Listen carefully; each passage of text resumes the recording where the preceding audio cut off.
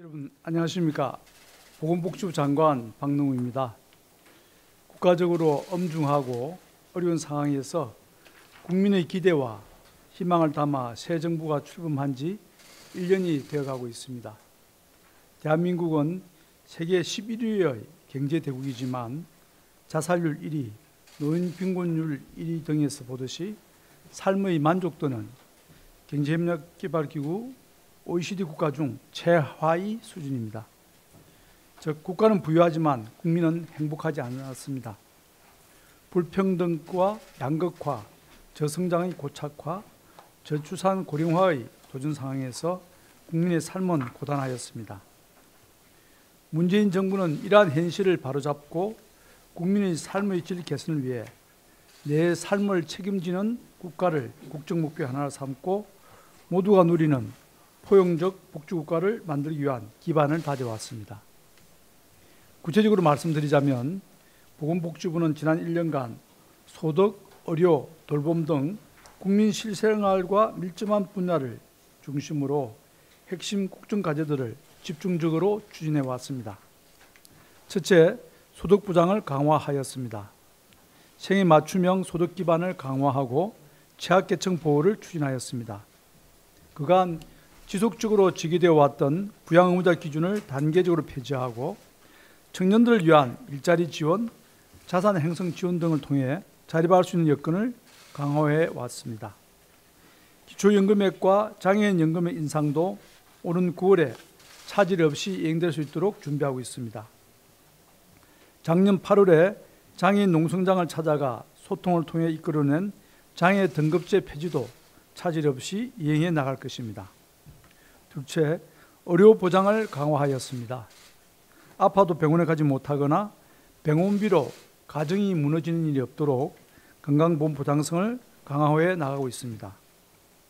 보장률 70% 달성을 목표로 의료비 부담의 주요 원인이었던 선택진료비를 없애고 상급 병실료도 급여화하는 등 3대 비급여를 해소하고 초음파, MRI 등 의학적으로 필요한 3,800여 개의 비급여 항목을 급여화하여 국민의 의료비 부담을 완화해 나가고 있습니다. 건강보험 보장성 강화와 관련하여 정부와 의료계 모두가 국민 건강 보호를 위해 함께 노력하고 있는 만큼 새로 선출된 의료계 지도부와도 상호 신뢰와 대화를 통해 보장성 강화 대책을 차질 없이 이행해 나가겠습니다.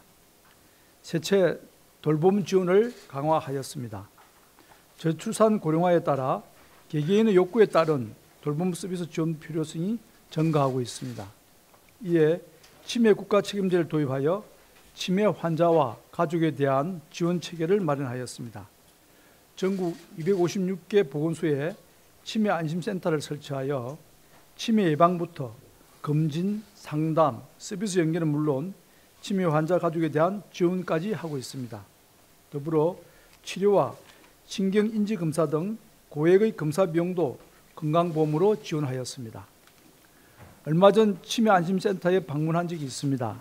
평상시 치매를 앓고 있는 어르신들이 집에서 대화도 없으시고 가족 간의 관계도 어려웠는데 치매 안심센터에 와서 여러 프로그램에 참여하면서 성격도 밝아지고 생활이 즐거워졌다는 이야기를 들었습니다.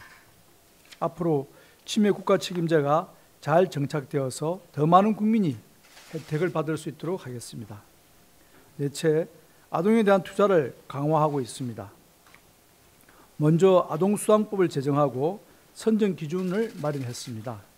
올해 9월부터는 소득 하위 90% 이하 가구의 영오시 아동에게 월 10만 원씩 아동수당을 차질 없이 지급할 계획입니다. 아동 돌봄을 위해 지난해 믿고 맡길 수 있는 국공립 어린이집을 373개소 설치하였고 앞으로 매해 450개씩 개소씩 설치해 나갈 계획입니다. 또한 방과 후 초동 돌봄 사각지대 해소를 위해 올 4월에 온종일 돌봄체계 구축 방안을 마련하였습니다. 학교와 마을에서 돌봄 서비스를 대폭 확대하여 보다 촘촘한 돌봄 안전망을 마련할 계획입니다. 올해 17개 시군구부터 마을 돌봄을 위한 시범 사업을 실시해 나가겠습니다. 지난 1년간 나름대로 노력해왔지만 국민들의 기대에 미치지 못하거나 부족한 부분도 있을 것입니다.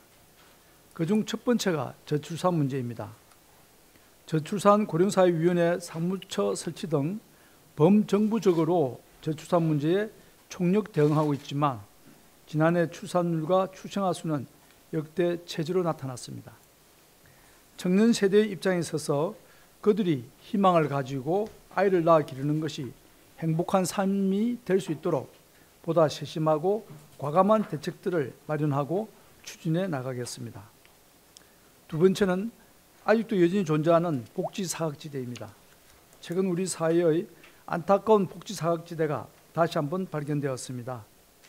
2014년 송파 세모년 사건 이후 빅데이터를 활용하여 위기 가구를 발굴하고 사회복지 공무원을 충원하여 찾아가는 복지 서비스를 지원하고 있지만 복지 사각지대는 여전히 남아 있습니다.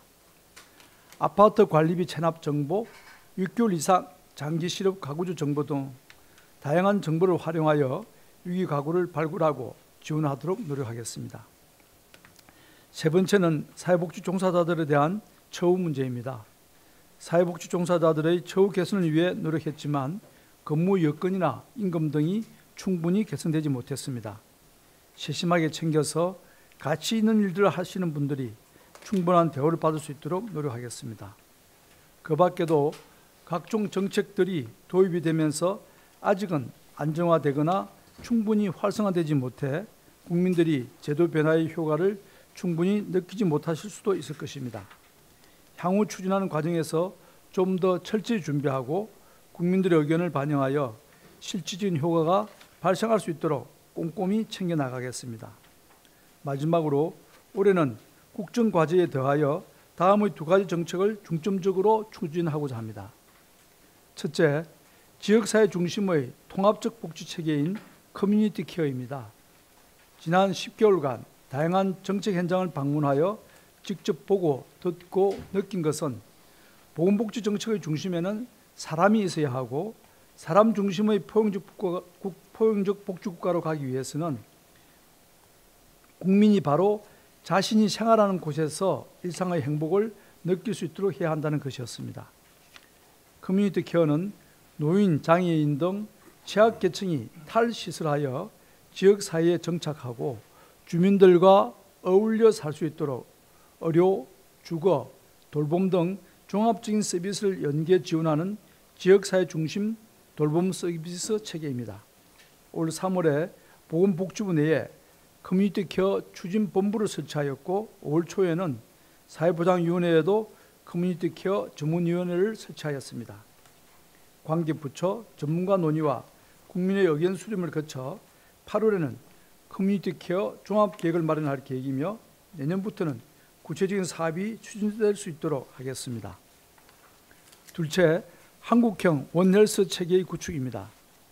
건강 위험이 다양화되고 불확실성이 정대함에 따라 원인을 알 수 없거나 소관이 불분명한 건강 위해 사건이 많아지고 있습니다. 기존의 대응 체계로는 국민의 생명과 안전을 보호하기 어렵습니다. 인수 공통 감염병, 항생제 내성균 대응, 식품, 대규모 행사 관련 감염병 대응 등 건강을 위협하는 요인에 대해서 범부처가 함께 대응할 수 있도록 통합적 건강 문제 대응 체계인 한국형 원헬스 체계도 구축해 나가겠습니다. 올해는 문재인 정부가 출범한 지 2년차가 되는 해입니다.